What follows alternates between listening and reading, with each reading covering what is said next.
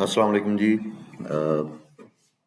आज हमारा सेशन 13 है और सेशन 13 से हम लुकर स्टूडियो स्टार्ट कर रहे हैं। लुकर स्टूडियो को बेसिकली पहले गूगल डेटा स्टूडियो कहा जाता था और गूगल डेटा स्टूडियो के अंदर या लुकर स्टूडियो के अंदर हम विजुअलाइजेशन करते हैं, रिपोर्ट्स या डैशबोर्ड्स डेवलप करते हैं। थोड़ा सा जो समझने की ज़रूरत है वो ये है कि ये एक्सेल से या गूगल शीट से डिफरेंट कैसे है।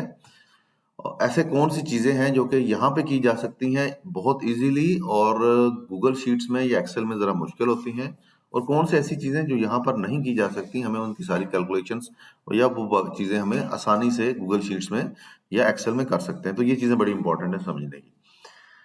ये सेशन मेरा प्लान पहले तो ये था कि हम एक दिन में इसको कवर करेंगे, लेकिन क्योंकि ये बहुत इंपॉर्टेंट है, इसके ऊपर आपको मेनली प्रोजेक्ट्स मिल रहे होंगे। आपका जो ये सारी चीजें, ये लर्निंग पाथ जो है उसका फर्स्ट स्टेप का एंड रिजल्ट यही से निकलना है आपके लिए।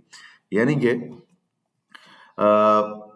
आपको जो मेन हाईली पेड काम मिलेंगे वो लुकर स्टूडियो से या पावर बीआई से मिल जाएंगे। अब इसके साथ जो डेटाबेसेस कनेक्ट करने हैं वो बात की बात है। अच्छा, लुकर स्टूडियो में ना एक चीज है कि ये क्लाउड बेस्ड है। इसमें आप इसको डाउनलोड करके अपने सिस्टम पे इंस्टॉल करके इसके ऊपर काम नहीं करते। आप क्या करते हैं कि आप लुकर स्टूडियो में जाते हैं, वहां पे जाके आप डेटाबेस कनेक्ट करते हैं और ये थ्रू वेब ब्राउजर होगा और वहीं वहीं से आप उसकी रिपोर्ट डेवलप करते हैं और वो रिपोर्ट आप जीमेल अकाउंट्स के ऊपर शेयर कर देते हैं। जो जिस भी अकाउंट के ऊपर जीमेल वर्कस्पेस की आईडी बनी होगी, वो कोई भी अकाउंट हो सकता है, उसके ऊपर आप ये शेयर कर सकते हैं। और वो जिसके साथ आप शेयर कर सकते हैं, आप या तो उसको व्यू ओनली की एक्सेस दे सकते हैं या उसको कमेंटर की एक्सेस दे सकते हैं, एडिट की दे सकते हैं या ऑनर बना सकते हैं, ये आपकी मर्जी है। तो मोस्टली क्या करते हैं हम लोग कि अपनी आईडी पे रिपोर्ट क्रिएट करते हैं, फिर उसके बाद उसको क्लाइंट की आईडी पे ट्रांसफर करते हैं और डेटाबेस को कनेक्ट कर देते हैं। उसके बाद उसको ओनर बना देते हैं। जब हमारी पेमेंट वगैरह सब कुछ हो जाता है और जो क्लाइंट है वो हमारी ईमेल को रिमूव करके खुद उसको यूज करना शुरू कर देता है। अच्छा, शुरू करने के लिए आपने क्या करना है, सबसे पहले अपना जीमेल जो है उसको लॉग इन कर लेना है क्रोम में, और उसके बाद आपने यहाँ से सर्च करना है लुकर स्टूडियो। अब ये कुछ यूं आपके पास आ जाएगा। मैं इसको जरा ओपन करता हूं। कुछ यूं है।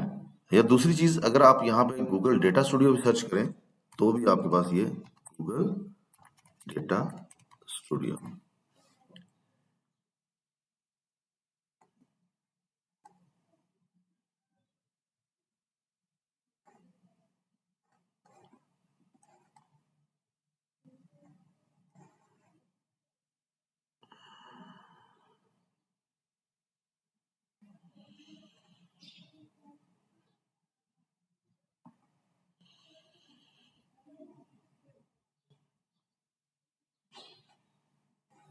हमें ऑफिस में नहीं जाना, हमें सिर्फ यस। तो ये जी हमारे पास देखिए लुकर स्टूडियो ओवरव्यू आ गया गूगल में, और इसमें हम देख लेते हैं ऊपर लिखा हुआ है लुकर स्टूडियो। इसके बाद रिपोर्ट्स हैं, डेटा सोर्सेज हैं, एक्सप्लोरर्स हैं। रिपोर्ट्स में क्या है कि आपके पास कुछ टेम्पलेट्स आ जाते हैं, जैसे लुकर स्टूडियो के अंदर ये गूगल एनालिटिक्स की रिपोर्ट्स है, ये सर्च कंसोल की है, ये भी ट्यूटोरियल रिपोर्ट है, गूगल एड्स ओवरव्यू है, यूट्यूब चैनल के, ये कुछ आपके पास प्री डिफाइंड आते हैं। लेकिन आपका क्लाइंट कभी भी इनके ऊपर आपसे खुश नहीं होता, वो कहता है कि आप डिफरेंट किया जाए, कुछ नई चीज बनाई जाए, कुछ ज्यादा पैरामीटर ऐड किए जाए। लेफ्ट साइड पे देखें, यहाँ पर क्रिएट का ऑप्शन है, recent, shared with me, owned by me, trash और टेम्पलेट्स हैं। हम क्या एवरी टाइम जब भी हमारे पास कोई क्लाइंट आएगा तो हम उससे सबसे पहले रिक्वायरमेंट डॉक्यूमेंट लेते हैं। रिक्वायरमेंट डॉक्यूमेंट में क्या होता है, वो अपनी ऑथेंटिकेशन यानी कि लॉगिन वगैरह आपके साथ शेयर करता है कि किसके जरिए आपने लॉगिन करना है। इसके अलावा वो आपके साथ वो डायमेंशंस, वो पैरामीटर्स शेयर करता है जिनके ऊपर जाके आपने रिपोर्ट या डैशबोर्ड डेवलप करना है। अच्छा, जब भी आप रिपोर्ट डेवलप कर रहे हैं, दो तरीका कर रहे हैं, आप डायरेक्टली रिपोर्ट में चले जाएं या आप डेटा सोर्स सबसे पहले कनेक्ट कर लें। ये आपके ऊपर है कि आप क्या करना चाहते हैं। मेरी अपनी प्रैक्टिस ये है कि मैं सबसे पहले ब्लैंक रिपोर्ट में जाता हूँ और ब्लैंक रिपोर्ट से जाके ही मैं डेटा सोर्स को कनेक्ट कर लेता हूँ। अब यहाँ से जाके कंट्री आप सिलेक्ट कर लें, जिस कंट्री में भी आप रहते हैं, और कंपनी का नाम भी आप यहीं से सिलेक्ट कर लें। I agree and continue, yes to all and continue. ये आपने यस टू ऑल ही इसको सारा कर देना, ताकि वो नोटिफिकेशन जो भी अपडेट जा रही है, क्योंकि पहले पावर बीआई के अंदर ये चीजें बड़ी स्पीड से हो रही थी, अब डेटा स्टूडियो या लोकल स्टूडियो के अंदर ये चीजें बहुत स्पीडी हो रही हैं। अच्छा जी, हम न्यू रिपोर्ट पे क्लिक करते हैं। जैसे मैं न्यू रिपोर्ट पे क्लिक करूंगा, सबसे पहले मुझे डेटा सोर्स चाहिए होगा, तो ये मुझे डेटा सोर्स की तरफ ले जाएगा। अब देखें, गूगल के 23 कनेक्टर्स हैं, ये समझना बहुत जरूरी है। गूगल के कनेक्टर्स हम इनको डिस्कस भी करते हैं कि क्या क्या जो है। 719 जो पार्टनर के कनेक्टर्स हैं। अब पार्टनर के कनेक्टर्स कौन से होते हैं? ये वो कनेक्टर्स होते हैं जो कि थर्ड पार्टी के साथ आपका डेटा कनेक्शन के लिए यूज किए जाते हैं। अगर आप लोगों ने पावर बीआई पे काम स्टार्ट किया तो आपने देखा होगा कि पावर बीआई के अंदर भी इतने ज्यादा कनेक्टर्स नहीं हैं। उनको हैंडल करने के लिए आपको या तो एपीआई का सहारा लेना पड़ता है, एपीआई लिंक्स जनरेट करवाने पड़ते हैं, या आपको थ्रू डेटा फ्लोज डेटा लेके आना पड़ता है। यहाँ पर 719 प्लस 23 बहुत ज्यादा ये कनेक्टर्स बनते हैं, और आपके मोरलेस बहुत सारे डेटा सोर्सेज हैं जिनको आप यहाँ पे जिनका आपको सोल्यूशन मिल जाता है। सबसे पहले लुकर का अपना जो है, वो जो मैंने स्टार्ट में आपको बताया था कि डेटा सोर्स आप कनेक्ट कर सकते हैं, तो लुकर के अंदर जो भी डेटा सोर्सेज आपने कनेक्ट किए होंगे वो आपके यहाँ पे आ जाएंगे। उसके बाद ये है गूगल एनालिटिक्स। जी और GA4 ये गूगल एनालिटिक्स के डेटा बेसिस हैं, और सबसे ज्यादा जो आजकल प्रोजेक्ट्स मिल रहे हैं वो इसी के ऊपर मिल रहे हैं, और हम इसको जरूर इसके ऊपर प्रैक्टिस करेंगे। बल्कि हमारी जो प्रैक्टिस होगी वो होगी सारी प्रोजेक्ट बेस्ड। सो हम 2 3 या 4 सेशन के अंदर ये सारे प्रोजेक्ट्स कर रहे होंगे, हम एक ही दिन में इसको क्लोज नहीं करेंगे। मेरा ये मैं ये चाहता हूं कि आप लोग इसको ज्यादा से ज्यादा इसको लर्निंग करें। थोड़ा सा मैंने जो ट्रेनिंग का वे फॉरवर्ड है वो चेंज किया है। पहले तो हम सिर्फ वीक में 2 दिन होते थे, Thursday and Saturday, Tuesday and Saturday. अब हम सैटरडे और संडे हुआ करेंगे इसके ऊपर लाइव, और वीकडेज के अंदर हमारे पास डिफरेंट चीजें होंगी जिनको हम डिस्कस कर रहे होंगे। मे बी मैं अपनी वीडियो के साथ ना आ रहा हूँ, विदाउट वीडियो शेयरिंग आ रहा हूँ, क्योंकि उससे मुझे बहुत ज्यादा टाइम लगता है उसको वीडियो को एडिट करने में। तो एडिट का टाइम मुझे बचाना है, और वो टाइम मैंने स्पेंड करना है आप लोगों को सिखाने के लिए। गूगल एनालिटिक्स के बाद है गूगल एड्स। गूगल एड्स के ऊपर बहुत सारा काम किया जाता है। बहुत भी ऐसे सोर्सेज हैं जहां से हम डायरेक्टली डेटा नहीं लेके आ सकते, तो उसके लिए हम गूगल शीट्स यूज करेंगे। हम वो डेटा पहले गूगल शीट के अंदर लेके आएंगे थ्रू एपीआईज, और फिर उसको हम ले आएंगे गूगल डेटा स्टूडियो में। BigQuery is a backend server, या आप इसको कह सकते हैं कि ये डेटाबेस है। BigQuery same like SQL server, लेकिन ये क्लाउड बेस्ड है और ये लाइसेंस्ड है, ये फ्री नहीं होता। अच्छा, इसके ऊपर ना एक अजीब सी गलतफहमी पाई जाती है। लोग ये कहते हैं कि ये फर्स्ट 1 TB इसका जो डेटा है स्टोरेज वो फ्री है। यस, स्टोरेज फ्री है, लेकिन उसकी कंजम्पशन के लिए जो रिसोर्सेज आप यूज करेंगे वो फ्री नहीं है। अब ऐसा मेरे साथ हुआ था कि मैंने अपने एक क्लाइंट को बिग क्वेरी के ऊपर, क्योंकि ये जब आप बिग क्वेरी का लॉगिन करने लगते हैं तो ये सबसे पहले आपसे आपके क्रेडिट कार्ड या डेबिट कार्ड का नंबर मांगता है। जैसे ही आप नंबर दे देते हैं आपसे चार्जेस नहीं होते, लेकिन वो थोड़े टाइम के बाद आपको बिल आ जाता है। अब वो क्यों आता है? क्योंकि जब आप डेटा यूज करते हैं, कंज्यूम करते हैं, उसको एनालाइज करते हैं, तो आप रैम और प्रोसेसर भी यूज करते हैं गूगल का, जहां पर जिस सर्वर में ये डेटा पड़ा हुआ है। अब वो रैम और प्रोसेसर यूज करने के एवज आपको इसके चार्जेस पड़ते हैं। तो मेरे क्लाइंट को फर्स्ट मंथ में $500 के चार्जेस पड़ गए, और वो उसके बाद काफी ज्यादा वो हो गया, अनोइंग हो गया कि जनाब ये मुझे कहाँ फंसा दिया। और हम फिर वापस बिग क्वेरी से उठ के गूगल शीट्स की तरफ आए और अपना सारे के सारा डेटा गूगल शीट्स पे स्टोर किया, और यहाँ से हमने उसकी रिपोर्टिंग जो है वो की। अब आपका क्लाइंट अगर आपको $200 दे रहा है और वो $500 का उसको गूगल को देने पड़ गए, तो उसको वो प्रोजेक्ट बहुत महंगा पड़ जाता है। ऐप शीट का डेटा भी हम यूज करेंगे। ऐप शीट इटसेल्फ हम सीखेंगे भी, लेकिन वो सीखेंगे फ्रीलांसिंग सीखने के बाद। अच्छा, एक चीज आपने ज़हन में रखनी है कि रिपोर्टिंग 2 वे होती है, 1 वे कभी भी नहीं होती। 2 वे का मतलब क्या है? क्लाइंट ये चाहता है कि मैं अपनी रिपोर्टिंग को देखने के लिए, उसके ऊपर तजर्बात करने के लिए कुछ डेटा इनपुट भी कर सकूं। इनपुट का मतलब ये है कि कुछ नंबर्स ऐड कर सकूं, कुछ फीचर्स ऐड कर सकूं और उनके रिजल्ट्स देखूं कि अगर मैं ये स्टेप्स उठाऊंगा तो मुझे एंड रिजल्ट क्या मिलेगा। फोरकास्टिंग के ऊपर बड़ा काम होता है। तो फोरकास्टिंग के लिए एक तो मशीन को आप ट्रेन करते हैं थ्रू मशीन लर्निंग, उसके लिए पाइथन सीखते हैं आप उसको ट्रेन करते हैं, ट्रेन करने के बाद उससे नंबर्स की जो है वो ले रहे होते हैं, आउटलुक्स ले रहे होते हैं। दूसरा तरीकाकार ये होता है कि क्लाइंट ने अपने ज़हन में कुछ नंबर सोचे होते हैं कि यार मैं अगर इस नंबर पे मुझे पहुंचना है तो रिमेनिंग जो पाथ है वो आपसे डिफाइन करवा लेता है। मिसाल के तौर पे वो कहता है जी कि मुझे इस साल के एंड के ऊपर 1000 सेल्स क्लोज करनी है, तो जनवरी में इतनी करूंगा, फेब में इतनी करूंगा, मार्च में। अब फिर वो उसके अंदर कुछ मजीद चीजें ऐड कराता है जिसमें सीजनल इम्पैक्ट्स आ जाते हैं, जिसमें जो क्या कह सकते हैं हम,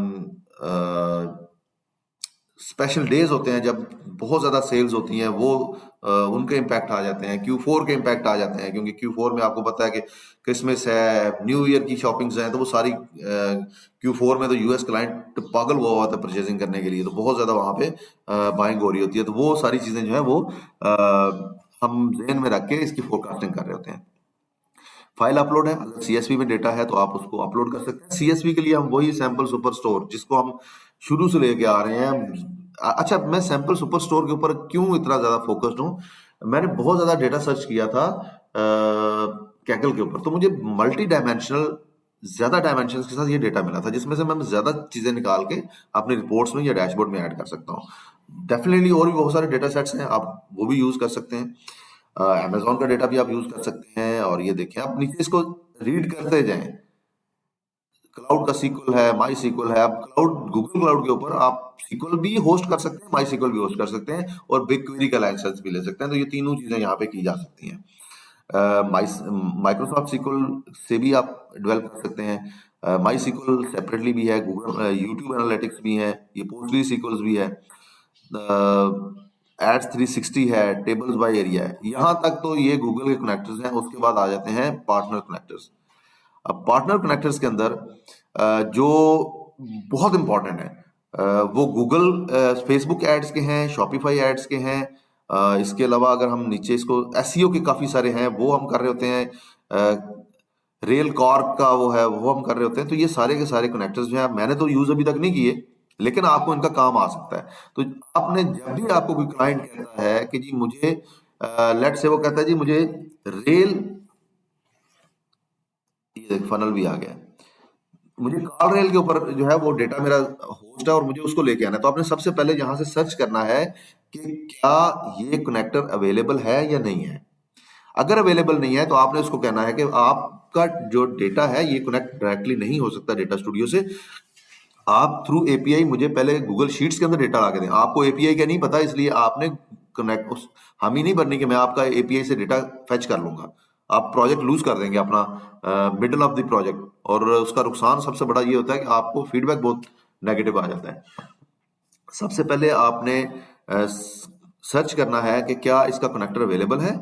अब अगर अवेलेबल है तो उसको यस कर दें, अगर अवेलेबल नहीं है तो उसको कह दें गूगल शीट्स के अंदर आप पहले डेटा मुझे मेरे लिए लेके आए, फिर मैं गूगल शीट से इसको कनेक्ट कर दूंगा। सीएसवी का कभी नहीं कहना। क्लाउड का मकसद क्या होता है? क्लाउड का मकसद होता है ऑटोमेशन। अगर आपकी रिपोर्ट ऑटोमेटेड नहीं है, आप सीएसवी से डेटा इंपोर्ट कर रहे हैं, आप मैनुअल स्टेप उसके उसमें ऐड कर रहे हैं, तो आपका क्लाइंट कभी भी आपसे खुश नहीं जाएगा। अब वो काम जो उसको नहीं करना चाहिए डेली बेसिस पे, वो उसको करना पड़ रहा है। तो ये चीज आपने ध्यान में रखनी है। अच्छा, हम स्टार्ट करने जा रहे हैं गूगल एनालिटिक्स से, और गूगल एनालिटिक्स में जब मैं जाता हूं तो यहाँ पर मेरे पास कोई भी गूगल एनालिटिक का अकाउंट नहीं है। अब मेरे पास एक वेबसाइट आई थिंक है यहाँ पे, इस अकाउंट पे क्रिएटेड है, मैं देखता हूँ अगर उसका मैं डेटा ले सकता हूँ। लेकिन आप लोगों की प्रैक्टिस के लिए आप देखें यहाँ पर कोई गूगल एनालिटिक्स नहीं है, तो मैं इसको करता हूँ कैंसिल और इसको करता हूँ क्रॉस। जैसे मैंने क्रॉस किया तो मेरे पास कुछ इस तरह से डेटा आ गया। ये एडिट व्यू में है। अब ऐड डेटा करना है या ऐड पेज करना है, ये दोनों ऑप्शन आपके पास अवेलेबल है। जब तक डेटा नहीं होगा तब तक आप इसको आगे नहीं मूव करवा सकेंगे। तो जस्ट टू स्टार्ट हम एक काम करते हैं कि गूगल शीट से कोई एक डेटा ले आते हैं, और उस डेटा को अब ये जैसे भी आप करेंगे आपको ऑथराइज करना पड़ेगा, आपको अपने अकाउंट में जाना पड़ेगा, वहां से आपको गूगल शीट्स लेके आनी पड़ेंगी। उसके बाद हम वो गूगल शीट रिमूव करेंगे और इसका जो सैंपल डेटा हमारे पास पड़ा हुआ है, ये यूएस डिस्ट्रीब्यूटर का एक डेटा है, इसको हम ऐड कर लेते हैं। तो जो सैंपल डेटा पड़ा हुआ है हम उसके ऊपर प्रैक्टिस करेंगे, और वो कंप्लीट डेटा आपके पास होता है। सैंपल यूट्यूब का भी आई थिंक है, उसमें सर्च कंसोल का भी है, गूगल एड्स का भी है, गूगल एनालिटिक्स का भी है। ये हमने इसमें ऐड कर दिया। जैसे मैंने ऐड किया तो ये देखें राइट साइड पे इसका डेटा आ गया, और ये एक विजुअल आ गया। इस विजुअल पे क्लिक करें, माउस आप लोगों के कहने के मैंने बहुत बड़ा कर दिया है, आई होप अब आपको ये नजर आ रहा होगा। अब इसको मैं डिलीट करता हूं, और यहां से देखें, यहां से मुझे अब ऐड करना है गूगल एनालिटिक्स का डेटा। अब हम एक तो तरीका ये है कि आप यहाँ से रिसोर्सेज में जाएं और मैनेज रिसोर्सेज पे चले जाएं, यहाँ से भी आप डेटा ऐड कर सकते हैं। इसके अलावा आप इंसर्ट में जाएं और एक अदद चार्ट ऐड करें, और जैसे ही आप चार्ट ऐड करते हैं तो यहाँ पर देखें आपके पास डिस्ट्रीब्यूटर डेटा है, इसको आप क्रॉस कर दें। जैसे ही आप क्रॉस करेंगे तो यहाँ पर डेटा सोर्सेज आ जाते हैं। अब इस डेटा सोर्सेज में नीचे ड्रॉप डाउन में जाइए, थोड़ा सा शायद आपको छोटा नजर आ रहा हो। अब जब आप कर्सर लेके जाएंगे तो एक तो वर्ल्ड पॉपुलेशन का डेटा आ गया आपके पास, फिर गूगल एनालिटिक्स जिसके ऊपर आज हम काम करने जा रहे हैं, एडवर्ड्स का डेटा है, यूट्यूब है, रियो ओलंपिक डेटा है, उसके बाद सर्च कंसोल है, ये अगेन सर्च कंसोल है, यूआरएल का। अब सर्च कंसोल दो तरह का है आपके पास, साइट का है और यूआरएल का है। उसके बाद Google analytics event data source है, फिर गूगल एड्स हैं, और ये आपके पास क्या है जी, क्रैशलेक सैंपल डेटा है। तो हम बात करेंगे सबसे पहले गूगल एनालिटिक्स की। तो उसके लिए सबसे पहले आप टॉप पे आ जाएं, ये आ गया जी आपके पास डेटा, सैंपल डेटा है, इसको आप रिपोर्ट में ऐड कर लें। और जैसे आप ये ऐड करेंगे गूगल शीट को उड़ा दें यहाँ से, हमें अब गूगल शीट नहीं चाहिए। इसको मैंने किया, बल्कि वो गायब भी हो गई है। अच्छा, ये आप, अब मुझे ये फिलहाल ग्राफ नहीं चाहिए। उसके बाद ये टॉप पे देखें रिपोर्ट है, तो इसका नाम हम दे देते हैं ये रिपोर्ट। जब आप ये टेम्पलेट बना लेते हैं ना, तो उसके बाद आप क्लाइंट के पास जाते हैं, अपना डेटा यहाँ से हटा देते हैं और उसका डेटा कनेक्ट कर देते हैं, तो मोस्टली तमाम फील्ड जो है वो ऑटोमेटिकली अपडेट हो जाती हैं। आप अपना डेटा डिलीट करके उसका डेटा ऐड कर देते हैं। अदरवाइज थोड़ी सी वर्किंग करनी पड़ेगी। विजुअल्स आपके, formation, layout, everything will be okay. आपने सिंपली उसको जाके अपडेट करना है। अब जरा डेटा सोर्सेज में जाके सबसे पहले गूगल शीट्स को खत्म करते हैं। ये हमारी गूगल शीट है, इसको आप यहाँ से रिमूव कर दें। There you go. अब इसका भी ना थोड़ा समझने की जरूरत है। अब जब भी डेटा हम न्यू ऐड करेंगे, यहीं से ऐड कर रहे होंगे। ये गूगल एनालिटिक्स का कनेक्टर यूज किया गया है, रीयूजेबल है, और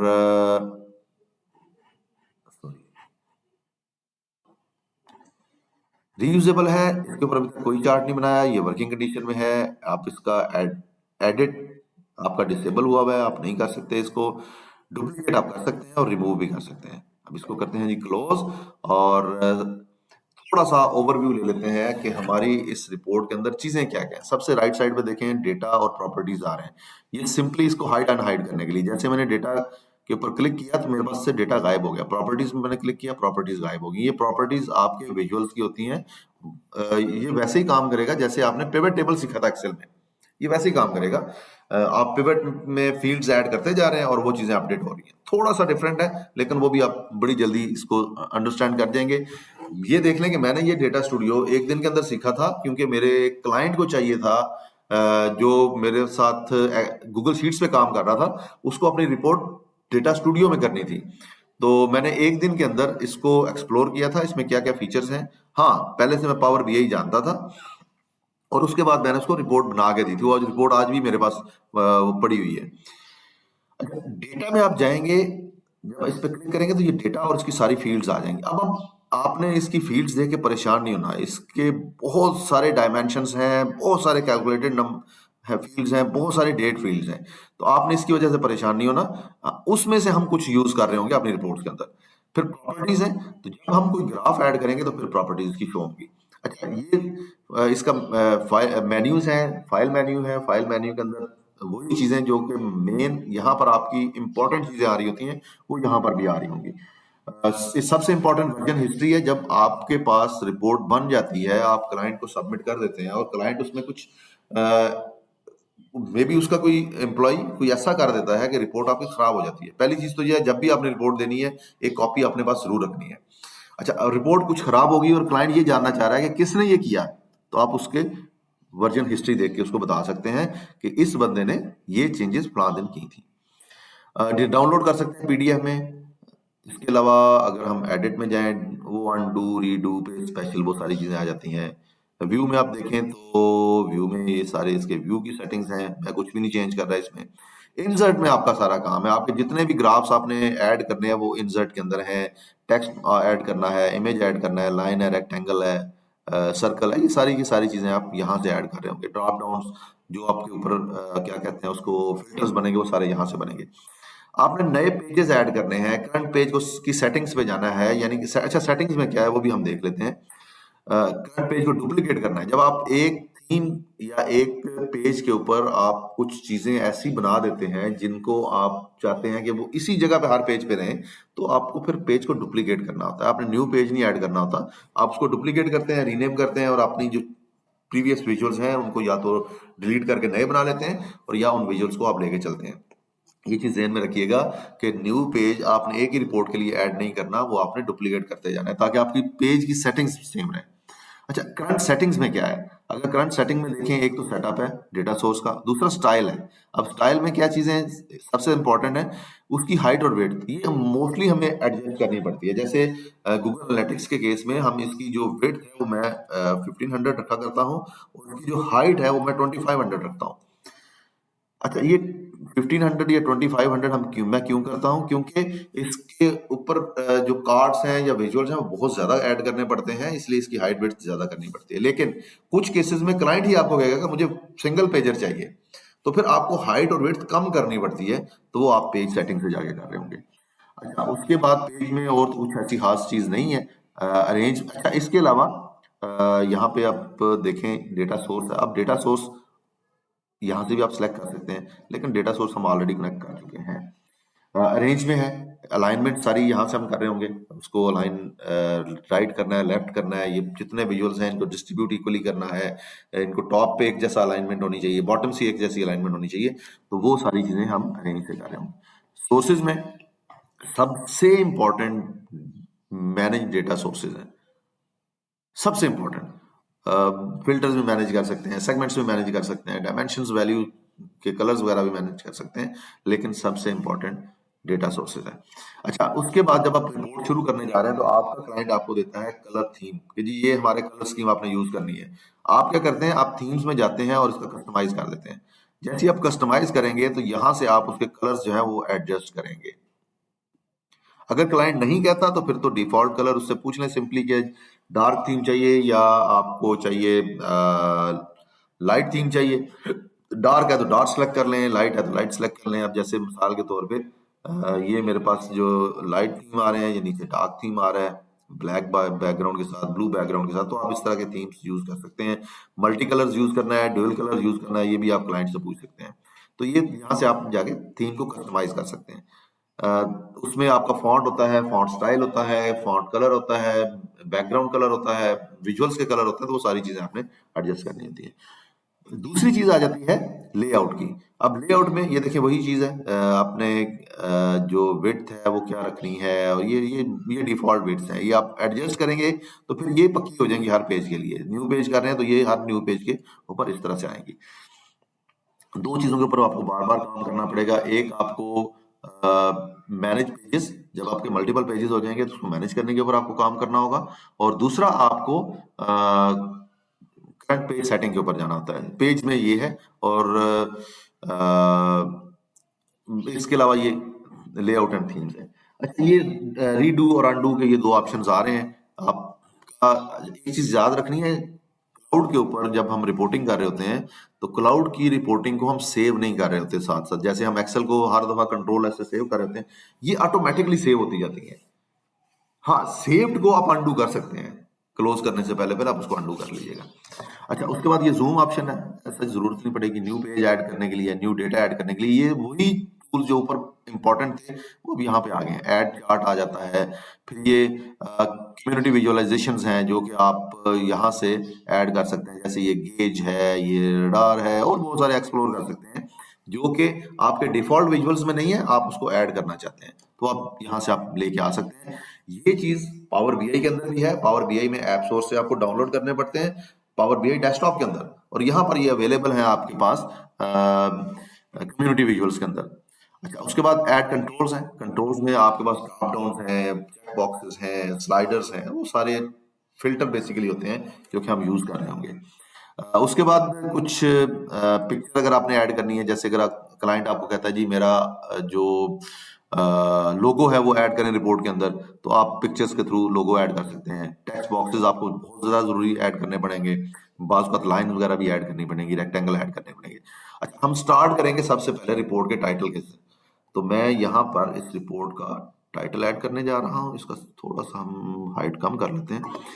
अच्छा, इसको हम क्या करते हैं जी, सबसे पहले इसका जो बैकग्राउंड एंड बॉर्डर है वो थोड़ा सा उसका कलर कुछ यूं कर लेते हैं। ठीक है जी। और इसकी जो भी राइटिंग है उसको हम मिडिल में कर लेंगे, और इसके अलावा और क्या करने की जरूरत है, I think fair enough. Okay, जो फॉन्ट कलर है वो इसी में हम इसको थोड़ा डार्क कर लेते हैं। ये report for W3 skill set practice. अब इसका साइज थोड़ा बड़ा कर लें। साइज बड़ा कहाँ से होगा, ये टेक्स्ट प्रॉपर्टीज में देखें, यहाँ पर इसका साइज आ रहा है, तो मैं इसका साइज 30 कर लेता हूँ और इसकी हाइट कुछ यूं कम कर लेता हूँ। तो ये मेरे पास इसका पहली चीज हमारा टाइटल बन गया है। उसके बाद टाइटल जरूरी नहीं कि ऐसे ही बनाना है आपने। बात क्लाइंट कहता है मुझे टाइटल नहीं चाहिए, मुझे सिर्फ लोगो डाल दो, उसके नीचे ड्रॉप डाउन डालो, उसके नीचे आप शुरू हो जाओ। बात वो कहता है कि मुझे चाहिए, क्योंकि day by day requirements her client की आपको डिफरेंट मिलेंगी। आपको उसके माइंडसेट के साथ चलना है, आपने अपने हिसाब से नहीं इसको लेके चलना। आप जो जॉब कर रहे हैं उसमें और इसमें सबसे मेन फर्क ये होता है कि यहाँ पर इनोवेशन कम से कम मांगी जाती है आपसे। आपको देखना है कि क्लाइंट क्या मांग रहा है, ये आपको मार्केट प्लेस से देखना है क्लाइंट की रिक्वायरमेंट क्या है। लेकिन जो आप किसी कंपनी के अंदर जॉब कर रहे हैं वहां पर आपको अपनी वैल्यूज ऐड करनी होती है। यहाँ पर वैल्यूज कम ही ऐड करनी पड़ती हैं, आपको हर चीज लिखी हुई मिल जाती है, क्योंकि वैल्यू ऐड करने वाले वहां बैठे हुए हैं जो आपसे काम ले रहे हैं। वो अपनी आइडियाज, अपनी हर चीज वहां पर पुश कर रहे हैं कि जनाब हमें ये चाहिए, इस तरह से चाहिए, इस तरह से चाहिए। तो वो फाइनल करने के बाद रिक्वायरमेंट आपके पास आ रहे होते हैं। उसके बाद जी हम कुछ अंदर ड्रॉप डाउन वगैरह ऐड करेंगे, लेकिन वो हम रखेंगे इस दफा फर्स्ट टाइम इसके टॉप पे। नीचे हम इसके जो है वो कार्ड्स ऐड करेंगे। वो कैसे ऐड करना है, देखें ये ऐड चार्ट है। जैसे मैंने ऐड चार्ट पे क्लिक किया तो मेरे पास ये बहुत सारे चार्ट्स आ गए हैं। तो मुझे कौन सा चार्ट चाहिए, मुझे ये वाला चार्ट चाहिए। इसको मैं करता हूँ यहाँ पर ऐड, और जैसे मैंने ऐड किया तो देखें ऑटोमेटिकली न्यू यूजर्स का इसने नंबर ले लिया। तो सबसे पहले मैं न्यू यूजर नहीं लूंगा, मैं यूजर्स ले लूंगा जो कि टोटल यूजर्स हैं। मैंने यूजर पे क्लिक किया तो यहाँ पर मेरे पास आ गए यूजर्स। ये टोटल यूजर्स आ गए, कितने इस वक्त इस वेबसाइट के ऊपर आ रहे हैं। और जैसे ही मैंने ये यूजर लिए तो मैं ये देखें यहाँ पर सेटअप के अंदर ही, अब ये इसका इस विजुअल का सेटअप है, इसके अंदर ये मैट्रिक्स में मैंने इस पे क्लिक किया। जैसे ही मैंने पेन पे क्लिक किया तो मेरे पास ये ऑप्शन ओपन हो गया, और मैं इसके ऊपर लिखूंगा टोटल यूजर्स। अब जैसे मैंने यहाँ पे टोटल यूजर लिखा, इधर भी देखें टोटल यूजर्स आ गए। उसके बाद नेक्स्ट स्टेप ये है कि आप इसको कंपेयर कर रहे होते हैं प्रीवियस पीरियड के साथ या प्रीवियस ईयर के साथ। तो प्रीवियस पीरियड में हम ले लेते हैं। उसके लिए क्या करना है, इसी में देखिए सबसे पहले डेटा सोर्स आ गया, उसके बाद मैट्रिक्स आ गए, उसके बाद डेट रेंज आ गई, वो ऑटो हमने रखी हुई है। तो डेट रेंज के नीचे ये देखें last 28 days exclude today comparison date range है। ये हमने क्या करना है, हम यहां से जाके प्रीवियस पीरियड कर लेते हैं। जैसे मैंने प्रीवियस पीरियड करके इसको अप्लाई किया तो इसमें आप देखिएगा नीचे एक ग्रीन कलर का 1.2% और अप एरो ये लिखा हुआ आ गया। अब ये ग्रीन इसलिए क्योंकि ये इंक्रीज है, अगर डाउन एरो और रेड आएगा तो उसका मतलब है डिक्रीज है। तो ये दोनों चीजें साथ साथ हम लेके चल रहे होंगे। अब फिल्टर्स हैं, फिल्टर्स के ऊपर हम फिलहाल काम नहीं कर रहे, गूगल एनालिटिक्स सेगमेंट्स के ऊपर हम काम नहीं कर रहे, हम सिर्फ इसको लेके चल रहे हैं। उसके बाद स्टाइल में चले जाएं, थोड़ा सा इसका स्टाइल चेंज करते हैं। वो जो ग्रीन और रेड की मैं बात कर रहा था, अगर आपको ये कलर अच्छे नहीं लगते, आप चेंज करना चाहते हैं, आप यहीं से कर सकते हैं। जैसे अगर आप कहते हैं नहीं ग्रीन मुझे जरा थोड़ा सा शो ग्रीन चाहिए, तो आप सिंपली इसका किधर गया, थीम, कलर, कस्टम, और ये आप ले लें टोटली ये वाला ग्रीन, बड़ा ही चमकदार हो गया। इसको जब भी आपने रिपोर्ट को व्यू करना है कि नजर कैसी आएगी, तो आपने इसको इस तरह करके व्यू करना है। अच्छा, अब थोड़ा सा काम करते हैं कि इसका साइज बड़ा करते हैं इतना, और हाइट इसकी थोड़ी सी कम कर लेते हैं, कुछ यूं। स्टाइल में जाके इसका शेडो कर देते हैं ऐड। अब अगर मैं इसको नीचे स्क्रॉल करूं, अच्छा एक कंपैरिजन को हम यहीं पे रहने देते हैं, बाकी वैल्यूज को हम सेंटर में ले आते हैं। बैकग्राउंड एंड बॉर्डर आपकी मर्जी है, लेकिन ये बॉर्डर शेडो में दे दिया। जैसे मैंने शेडो दिया तो ये कुछ इस तरह का आ गया। अब इसको जरा खूबसूरत करने के लिए मजीद स्टाइलिंग के ऊपर काम करते हैं और इसका बैकग्राउंड भी चेंज कर देते हैं। बैकग्राउंड में करने लगा हूं जी ये। अब ये मेरा बैकग्राउंड हो गया, लेकिन क्योंकि इसके ऊपर ग्रीन कलर ज्यादा मजे का नहीं लग रहा, तो मैं वापस इसको उसी ग्रीन के ऊपर ले जाता हूँ जो पहले था, जो कि आई बिलीव ये था, ताकि ये थोड़ा डार्क नजर भी आ जाए। इसी विजुअल को मैं कॉपी करूंगा, एक नया विजुअल बनाते हैं और उसको यहाँ पे ऐड करते हैं। अच्छा, पहले हमने टोटल यूजर्स लिए थे, अब हम सिर्फ यूजर्स लेंगे। तो आपने मैट्रिक में जाके यूजर सर्च करना है और इसको नीचे आप स्क्रॉल करते जाएं, ये न्यू यूजर्स आ गए। अब न्यू यूजर्स कौन से हैं जी हमारे पास, ये न्यू यूजर्स आ गए, 3.8% उसमें भी इंक्रीज है। यूजर्स की बात हो रही है तो हम यूजर्स को ही आगे लेके चल रहे होंगे, यूजर्स के रेलेवेंट चीजों को आगे लेके चल रहे होंगे।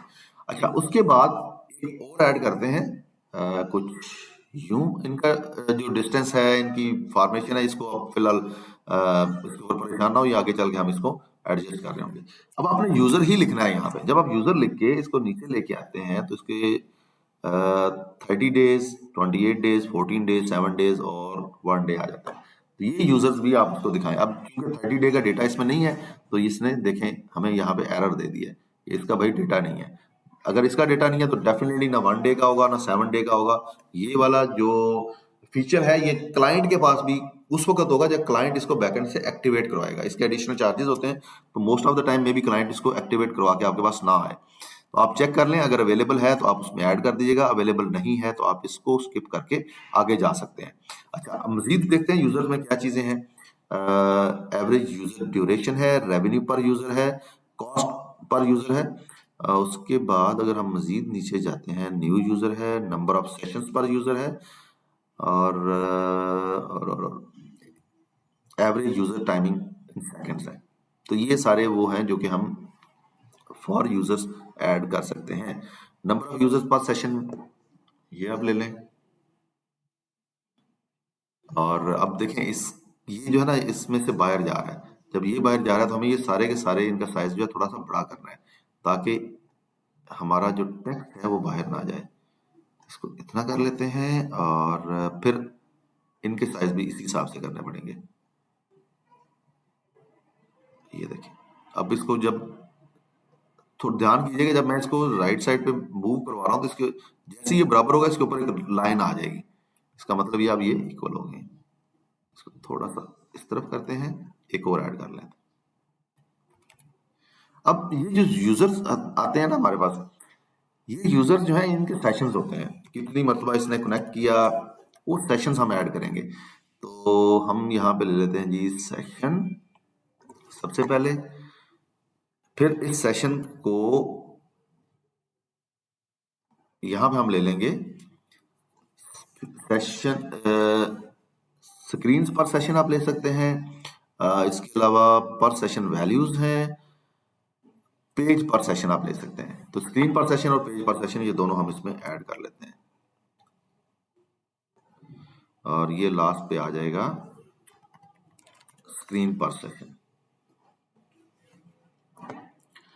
अब स्क्रीन पर सेशन के अंदर डेटा नहीं है, तो फिलहाल हम स्क्रीन पर सेशन की बजाय पर सेशन वैल्यू को इसमें ऐड कर लेते हैं। अच्छा, अब ये जो हमारे पास विजुअल्स बने हैं, इनकी अलाइनमेंट के लिए मैं थोड़ा सा पहला विजुअल यहाँ पे ले आऊंगा और इन सब को मैं सिलेक्ट कर लूंगा।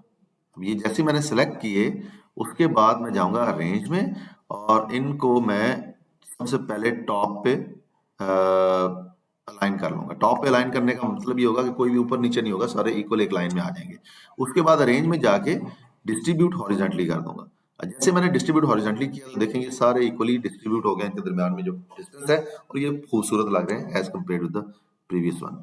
अब ये सारे आपने कॉपी करने हैं और एक दफा पेस्ट करके इनको बिल्कुल इसके नीचे ले आना है।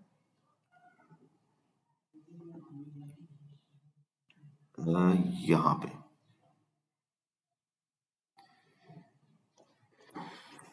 टोटल सेशंस थे, अच्छा, इसका ना थोड़ा सा हम टोटल सेशंस के बाद हम दूसरी चीजों की तरफ जाएंगे। सबसे पहले हम बाउंस को ले लेते हैं। बाउंस कितना है? बाउंस ये है कि वो फिर आया फिर आया फिर आया, कितने बाउंस हुए और उसका बाउंस रेट क्या बनता है। तो बाउंस रेट भी आ गया हमारे पास। बाउंस रेट के बाद हम इसके कुछ मजीद पैरामीटर्स को देख लेते हैं जो कि हमारे पास यहाँ पर आ रहे हैं। जब जिसके साथ भी 1 2 3 लिखा है ना, वो आपका कैलकुलेटेड कॉलम है, आपने उनको लेना है। यूनिक व्यूज, उसके बाद जी हमारे पास और क्या क्या चीजें हैं। हाँ, एवरेज ड्यूरेशन पर सेशन, ये तो हमें चाहिए होगा। प्लेसमेंट आप देख लीजिएगा कि यूजर आपसे कहाँ करवाता है, वो आपने उसको कर लेना है। और फर्दर देखते हैं और क्या चीजें हम इसमें ऐड कर सकते हैं।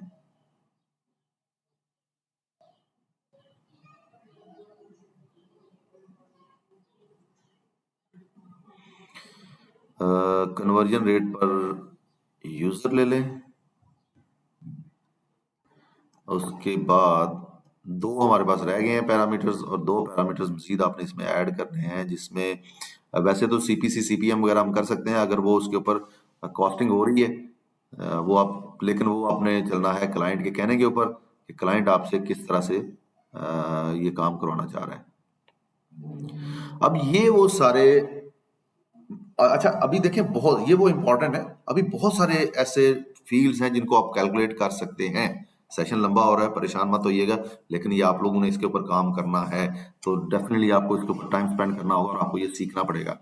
अच्छा, अब आपके ऊपर जरा इसके फिल्टर्स ले आते हैं। फिल्टर्स लाने के लिए मैं इसको थोड़ा सा खूबसूरत करने के लिए एक लाइन ड्रॉ करूंगा, और ये लाइन मैं कुछ इस तरह से इसको थोड़ा सा नीचे कर लेते हैं, और इस लाइन का कलर हम कर लेते हैं रेड।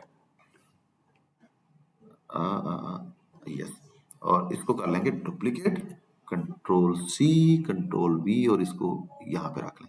अब जितने भी हमारे ड्रॉप डाउन वगैरह हैं वो इसके दरमियान में लेके आएंगे। उसके लिए हम ऐड कंट्रोल पे जाते हैं। सबसे पहले हमें डेट का कंट्रोल क्लिक करना है। ये डेट रेंज कंट्रोल को ले आए। इसको मैं तो हमेशा राइट साइड पे रखता हूँ, इस जगह पे। और इस कंट्रोल को आप स्टाइल में जाएं, और इसका जो ये कलर है, इसको थोड़ा सा ना कुछ इस तरह से कर लेते हैं। अब इस पे मैंने क्लिक किया, ये मेरे पास डेट की सिलेक्शन आ गई। इसमें से आप, अच्छा इसका सेटअप ऑटोमेटिकली हो जाता है, आपके रिपोर्ट के साथ सिंक हो जाता है, डेट कॉलम के साथ। बाकी चीजें इसमें कुछ करने की जरूरत आई थिंक नहीं है। सिर्फ इस ग्रे को हम थोड़ा सा चेंज करते हैं, और इसको हम कुछ यूं कर देते हैं। अब ये देखिए ऊपर ग्रीन आ गया, अप्लाई के ऊपर ग्रीन आ गया, बाकी ठीक है, एज इट इज चलेगा। साइज का थोड़ा सा छोटा करें ताकि हम मजीद इसके अंदर कुछ फिल्टर ऐड कर सकें। फिर दोबारा इंसर्ट में जाते हैं, और अब हमने ड्रॉप डाउन ऐड करने हैं। ड्रॉप डाउन लिस्ट, एक यहाँ पे पहला ड्रॉप डाउन लिस्ट आ जाएगी। ये पेज टाइटल आ गया, इसको थोड़ा सा छोटा कर लेते हैं। अच्छा, इसको करना हमने ये है कि इसका साइज भी इसके इक्वल करना है, या मे भी ठीक है इतना ही। अच्छा, वही कलर थीम, वही सारी चीजें जो हमने वहां पे यूज की थी वही इधर यूज कर लेंगे। तो हमने क्या किया था कि बैकग्राउंड कलर को हमने कर दिया था कुछ ये वाला आई थिंक, और जो हमारा हेडर्स था, हेडर्स का जो कलर था वो हमने कुछ यहां से कर लिया था आई थिंक सो। ये ज्यादा नहीं हो गया? ये देख लेते हैं कौन सा कलर है। ठीक है, सेकंड है, हम इसको भी सेकंड ही कर लेते हैं।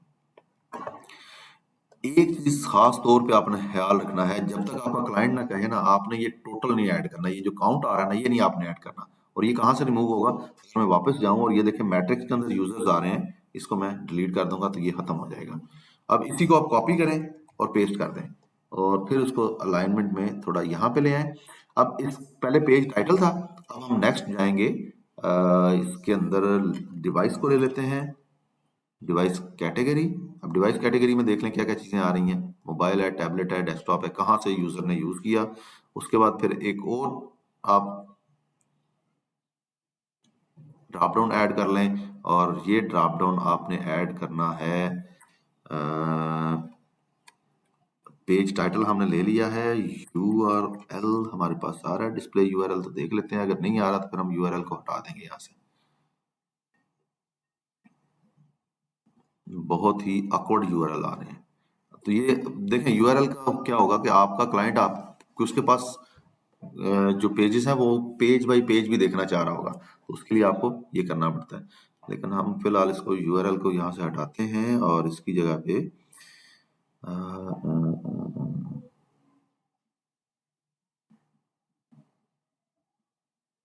ये एज और जेंडर ये हम अपने ग्राफ्स के अंदर यूज करेंगे, यहाँ पे हम ये यूज नहीं करने वाले।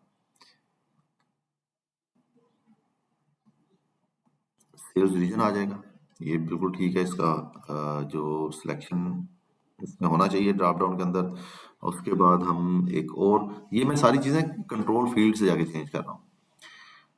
कीवर्ड मैच टाइप है, प्लेसमेंट डोमेन है, प्लेसमेंट टाइप, प्लेसमेंट URL। अब ये वो चीजें हैं जो कि अगर आपको आपका क्लाइंट कहता है कि ये भी मुझे चाहिए फिल्टर्स में, तो आप ऐड कर सकते हैं।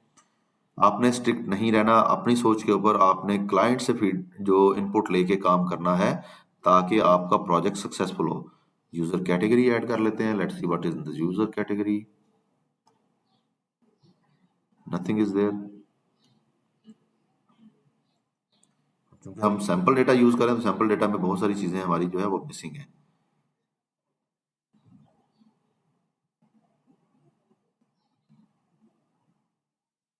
अब वेरिएंट में भी कुछ भी नहीं आ रहा।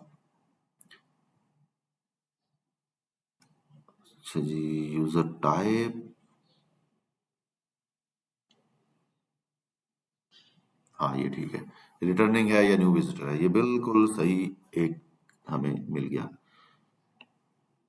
और ये लास्ट हमारा जो ड्रॉप डाउन है वो भी हम ले लेते हैं यहाँ से।